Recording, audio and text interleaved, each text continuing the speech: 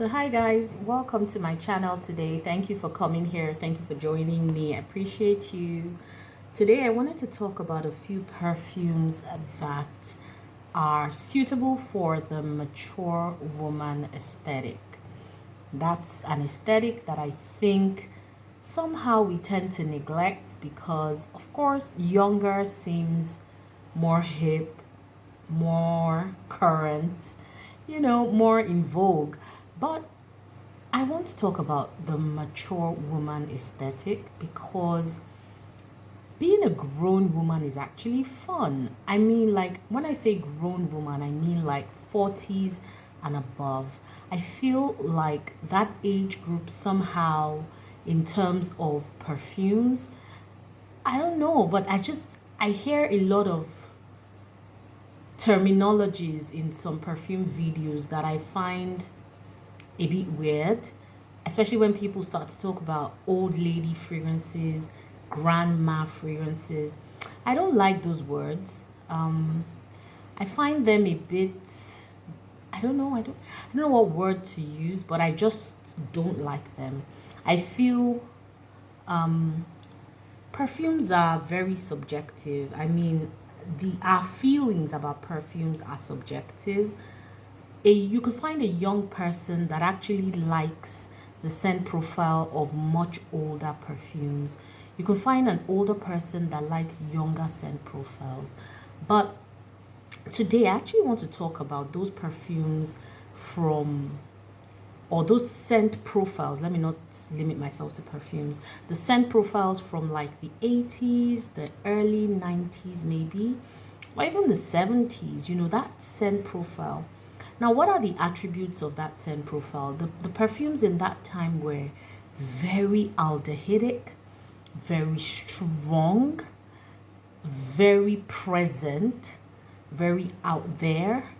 They had so many notes. A lot of them had animalic undertones in some instances, so they would use notes like civet. I know that because of animal rights and things like that, civet is not necessarily used these days. Maybe I think there's some alternatives, that still give that animalic feeling, but not with the actual civet note and stuff like that. So today I just want to talk about these perfumes that a typical mature woman would wear. A woman who is not afraid to be bold, a woman who is not afraid to own the room, a woman who is inclined to like the scent profiles of the 90s, the 80s, the 70s. That's what I want to talk about today. Some of them might actually not even fit that scent profile, but they're perfumes that I think will work very, very well on a slightly more mature woman. Okay, so let's start with Mon Guerlain. Now, the reason I'm showing Mon Guerlain today is because I think that Mon Guerlain actually transcends generations. So Mon Guerlain has that profile that fits both the old and the new school. I feel like Mon Guerlain can be retro, it can be contemporary. Anybody of any age can actually wear and appreciate Mon Guerlain. It's a lavender vanilla. Lavender can lean a bit masculine, but in this perfume they found a way to make it really soft and feminine.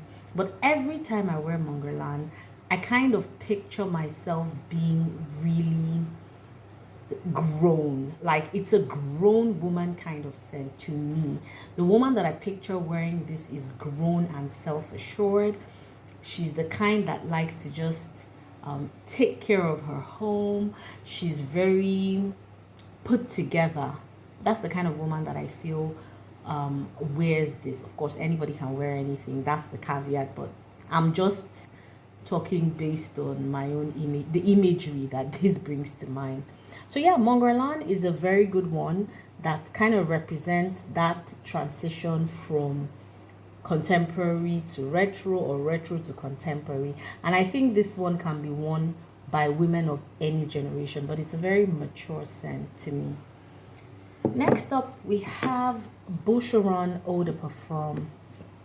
This is one that has that typical scent profile of the perfumes of the either 90s or 80s. I think more 80s than anything else. This perfume has a lot of notes, so many notes, but an animalic undertone, aldehydic, and then a whole lot of citruses in the opening. There's also a bitter orange in this that makes it really bitter when you first spray it, but the dry down is like floral with some grounding notes that just makes it so beautiful. I really like this perfume, but it is so mature. Like, you have to be somebody who appreciates those older retro scents to wear this one. This one takes pluck to be able to pull it off. Boucheron Edp, very beautiful, very, very feminine, but very mature as well.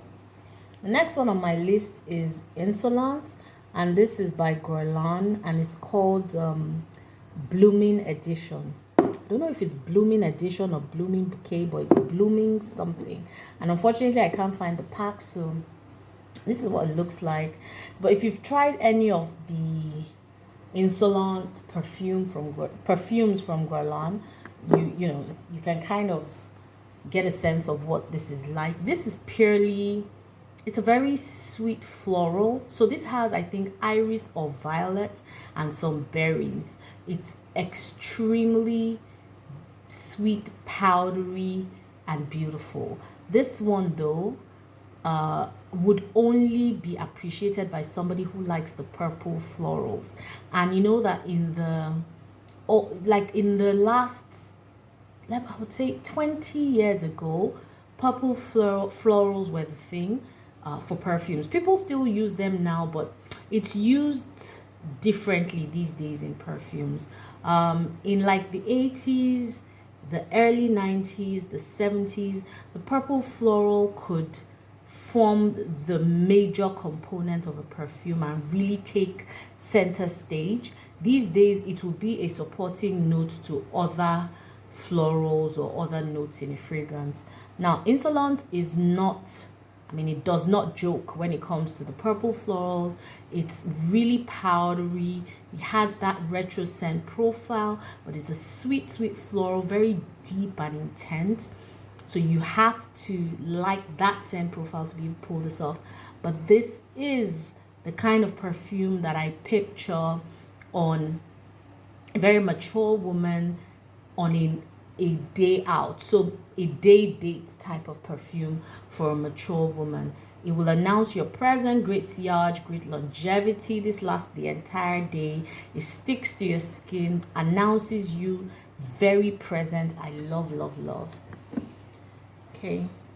Now this one is an amber floral. There's some citrus in there, but it's largely ambery, powdery.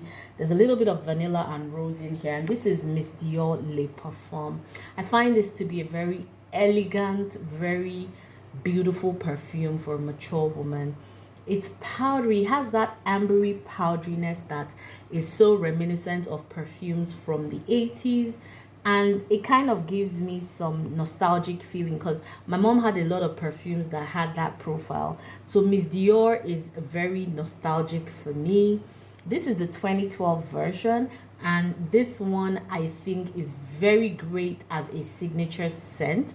If you're a female that likes this profile and you're looking for a signature scent, Miss Dior Le Parfum is it for you. It is just soft and beautiful. That amber is so well done in this fragrance, and it kind of plays very well with the rose.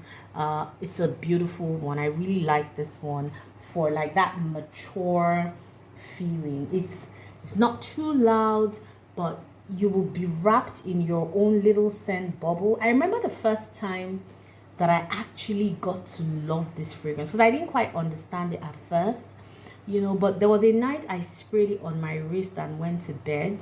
God, by the time I woke up, I couldn't believe the scent. It was just so calming. There was something very calming about it, and I loved it. Miss Dior Le Parfum, great for the mature woman. Now, this one is another beauty, and this perfume, is by Lalique. It's called Living. Guys, this perfume is very difficult to explain. Such a beautiful bottle, by the way. Look at this. So pretty. I love the way the bottle looks. Lalique Living, rather. It's a scent that you need to give time. So the first day I sprayed this, to be honest, I was a bit taken aback. I wasn't quite sure what I was smelling. But I sprayed it the third time, and I think that was when I got hooked.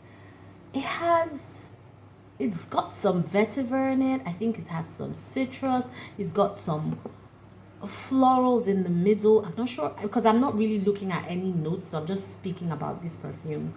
It's a floral perfume. It has some lavender. I think it also has some citrus, and there's some vetiver in it. Oh, it's beautiful. It is beautiful. You know, lavender can go masculine or feminine. And in this perfume, it plays in such a nice way that a man can actually pull this off. But then a woman would wear it and wear it well as well. So on me, this comes off a bit mature, but with a hint of soapiness. And that soapiness is not in a negative direction, because there's some soapy scents I don't like. So a little bit mature. It has a mature scent profile, but it just stays on you, and it's like it evolves hour by hour. As the hours go by, you kind of get a different face set to this perfume. It's really beautiful. It's really beautiful. Unfortunately, the only perfume that I feel like I can kind of match this to, if you know it, is Chanel No. 5 Eau Premiere. I feel like it has kind of like a similar scent to that one, or they remind me of each other. It's really pretty. This one, I feel you have to be a mature person to really be able to appreciate this fragrance, in my opinion, in my personal opinion. So, you know, I'm enjoying it. It's kind of new to my collection, and I'm really enjoying it. It will make a great signature scent. It will make a great one for the workplace. This is a day perfume, in my opinion. I wouldn't really wear this at night. It's like a day perfume, but will work well in hot or cold weather. I think this will work well in any kind of weather, but it's a really beautiful, mature scent. Okay, now this is a heavy hitter. This is a heavy hitter. White Diamonds by Elizabeth Taylor Eau de Toilette. This is intensely aldehydic. So if you do not like soapy aldehydic fragrances, kindly stay away from this one. The reason I bought this was because I really loved Elizabeth Taylor. She was an icon, and I loved the glamour and everything about her, you know, and I kind of just wanted something from her in my collection. I also remember that my mom used this at some point when I was growing up, so I wanted to just have that. This is really soapy, really aldehydic. Even for me, like, this is intense. When I wear this, I have to kind of layer it with something a little sweeter, just to sweeten things up a bit. But I have this more for its iconic status than anything else. And I think like an older woman who understands this scent profile, that soapy, intensely aldehydic scent profile, should be able to pull this off. White Diamonds by Elizabeth Taylor. Sorry about the noise. There's a pumping machine working in my neighbor's house, so I can hear the sound. Amarige by Givenchy. Such a floral beauty. This is perfection. This for me is the standard for any floral fragrance. There's some white florals in here. I don't know if there's any yellow florals. I'm not sure, but this is such a beautiful floral perfume. It's floral in a very interesting way, right? So you don't get that headiness of your typical floral perfume without depth and structure. This has so many notes that work so well together. Amarige by Givenchy, of course, it has a retro scent profile. I won't deny that, but I feel like this one can be worn, you know, by somebody of any age. Like any woman of any age can wear this perfume. I tell you that. It's not, in fact, let me spray this perfume to just remind myself I should spray it. Oh, this is so beautiful, guys. It is really beautiful. There's something about this that intrigues me all the time. It's beautiful. It's that kind of perfume that anybody can pull off. Anybody at all. And it will last you the whole entire day. This is black tie dinner. This is, you know, coming in, stepping in, looking glam. Ha. I mean, I can imagine like a woman in her 50s, 40s, well dressed to the nines, you know, with her pearls and her, you know, pearls, very lovely statement bag and shoe and dress. Guys, this is an amazing fragrance. It smells so sophisticated, guys. But you can only appreciate this if you appreciate older, more mature leaning perfumes. And that's, you're going to be hearing me say that a lot in this video. All right. Next up, we have my Orange Blossom Diva. This is Elie Saab Le Parfum. This is Orange Blossom. I think it's got some honey. This is a beautiful, beautiful fragrance. Beautiful. This has amber as well. It's a beautiful. I love this. Again, this is another one that can be worn by anybody, but the amber in there adds some powderiness to the dry down. The orange blossom makes it very uplifting, and I feel like that's the part that kind of will attract anyone.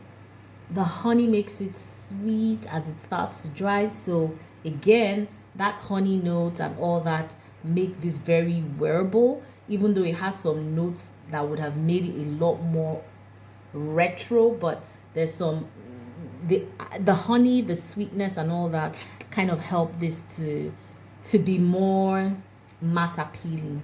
I really like this Elie Saab Le Parfum. It's a beautiful fragrance. This is one of my confidence boosters. I did a video, you know, showing my confidence boosting perfumes, and this one featured in that video. It makes me feel like I can take on anything when I wear this fragrance. Let me try it on my hands. I love to try fragrances when I'm talking about them. Oh my god, this is so pretty, guys. This is pretty. This is board meetings, client presentations. You take over the room with this fragrance. Like when you step in, people will respect you. Like they will know you're not there to play. That's what this perfume says to me. I really like it. Okay, Chanel No. 5 Eau Premiere. This is what I have, but I feel like anything from the Chanel No. 5 range will fit this category. And the reason I put this here is because, guys, come on, Chanel No. 5. It's just what it is. It's that kind of perfume where you don't have to even like the smell. The fact that you're wearing it is what matters. It's so pretty. This No. 5 Eau Premiere, I feel like is their attempt at making Chanel No. 5 a bit more mass appealing, because Chanel No. 5 is a very challenging scent to wear, but the Eau Premiere is lighter, it's fresher, you know, it's easier to digest, it's kind of easier on the aldehydes, so it makes for a bit of a more mass appealing scent. It still has those retro vibes, but a little less challenging to wear. This is another take over the room fragrance, but this one you can make it your signature scent actually, because I find that this will work at work, it will work for outings, it will work to the gym, it will work for brunch, any setting. Is really versatile and I like it. It's really breezy, easy, but it's Chanel No. 5, and that's all I need to say. Okay, the last one on my list today, I can't even remember how many I've done. Let me count. 1, 2, 3, 4, 5, 6, 7, 8, 9, 10. Yes, so number 10 for today is Prada La Femme. And this is it. Prada La Femme. Prada La Femme is your tuberose, very beautiful tuberose perfume. I love this. It's what it is. It's a white floral perfume and it doesn't hide that. So it's tuberose done really well. But I feel like Prada La Femme is that kind of perfume that, again, garners respect. It's a white floral, it's mature, but it also has some very appealing sides to it. So you're not going to smell off-putting. You're not going to smell like, oh, what kind of perfume is this? What kind of strange smell is this? No, it has actually a very nice, soothing scent. And I love that. So I find that this one, whenever I wear it personally, it makes me feel very well put together. The aesthetic that I picture with this is actually like a linen type of shirt or a silk shirt with a bow in front, a high neck with a lovely skirt on the knee. So very modest, kitten heels, a statement bag, hair properly coiffed, and some pearls. That's the kind of aesthetic that I picture with this. Guys, I don't know why, but that's just what comes to my head when I wear this. When I wear this, I want to feel like a grown woman. Or when I wear this, I feel like a grown woman who has her act together. So I feel like it fits that grown lady, grown woman aesthetic. And I feel like as women, we need to embrace that aesthetic. Getting older is a blessing and we must embrace it. And if there are perfumes that will be better appreciated by a certain group, a certain age group, then let's talk about them and let's appreciate them and let's appreciate the process of getting older and let's embrace it. That's my message for today. Thank you so much for watching. If you watched till this point, and please, if you like my content, subscribe to this channel. Let's continue to share fragrance thoughts. Enjoy the rest of your day or night. And if I don't see you tomorrow, Merry Christmas in advance. Take care. Bye.